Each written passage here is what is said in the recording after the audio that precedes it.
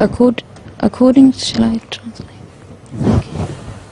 So she said that there is a hadith Qudsi which said that all the deeds of humans, it will go back to them, but only fasting is for me. God Almighty has singled it out, and I will pay them, reward them accordingly.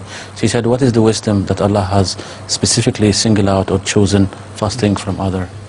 You know, everything which is halal, which is permissible in Islam, is not eaten during Ramadan for the sake of Allah. So when he eats it, he thinks he is eating for the, even if he thinks that he does it for the sake of Allah, during Ramadan it is tested. Everybody is tried. What he is free to eat, if he stops eating for the sake of Allah, then it shows that his eating was permissible. Otherwise everything he eats becomes haram.